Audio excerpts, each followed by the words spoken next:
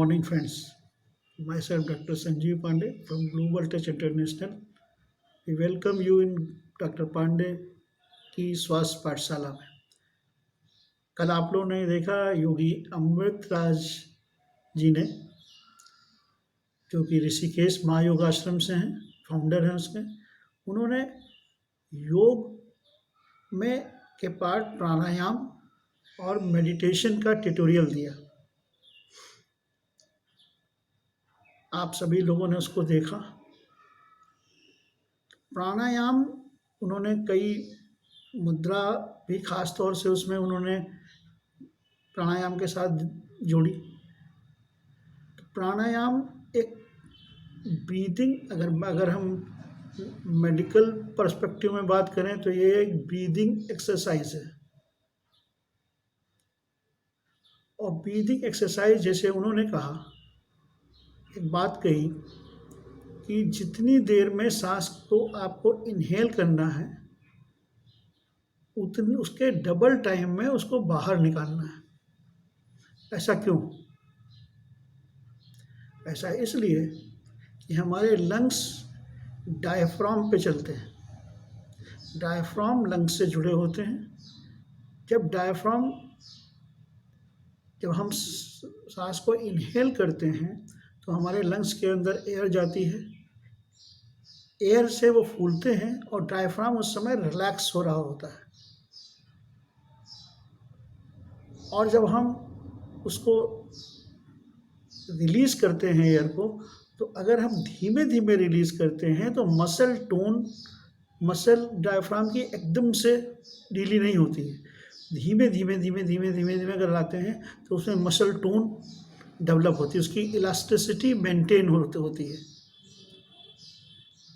तो अगर जो मसल डायफ्राम लंग से जुड़ी हुई हैं, जब डायफ्राम चलता है, अगर उसकी इलास्टिसिटी मेंटेन्ड है तो आपको एक्स्ट्रा एफर्ट कभी नहीं पड़ेंगे सांस लेने में। वो ऑटोमेटिकली ऑटोनॉमिक नर्वस सिस्टम के जरिए इफ़ेक्टिवली काम करती रहेगी।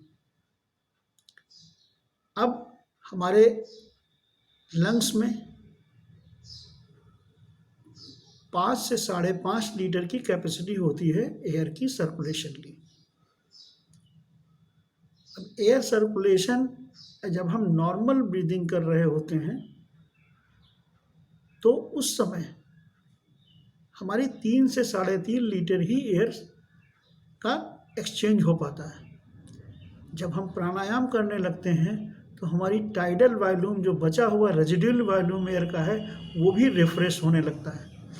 और लगातार जब प्राणायाम की प्रैक्टिस करते जाते हैं हम, तो हमारे ऑटोनॉमिक नर्वस सिस्टम में वो फीड हो जाता है। धीमे धीमे फीडिंग हो जाती है उसकी, इसको सेरेब्रल कोडिंग भी कहते हैं। और जब वो फीड हो जाती है तो ऑटोमेटिकली डायफ्राम की मसल्स वैसे ही उतना ही एक्सपेंड करने लगती हैं और उतना ही धीमे धीमे वो रिलैक्स करने लगती हैं, जिससे लंग की 5.5 लीटर की एयर में मैक्सिमम 5 लीटर तक की एयर जो है वो एक्सचेंज होने लगती है। सरफेस लंग्स का जो एयर एक्सचेंज सरफेस है, गैसियस एक्सचेंज सरफेस है, वो बढ़ जाता है, जिससे कि जो हमारे बॉडी के अंदर मेटाबॉलिक प्रोडक्ट के रूप में जो कार्बन डाइऑक्साइड, अनवांटेड गैसेस हैं, वो ज़्यादा बड़ा सरफेस पे एक्सचेंज होती हैं और उतने ही ज़्यादा बड़े सरफेस पे ऑक्सीजन का भी और यूज़फुल गैसों का भी एक्सचेंज ब्लड कैपिलरी के साथ एलोलाई लेवल पर हो जाता है। अब अगर हम लंग्स कम हमारे फूलें और लंग्स हमारा कम पिचके तो एक तो एयर अंदर रह जाएगी और दूसरा ज़्यादा बड़ा एयर जो है एलोलाई सरफेस गैसियस एक्सचेंज के लिए नहीं मिलेगा। इसीलिए कहा जाता है सांसें गिनती की आती हैं। जैसे जब बच्चा माँ की पेट से बाहर आता है तो उसको अगर रोता नहीं है तो उसको पीट के रुलाया जाता है।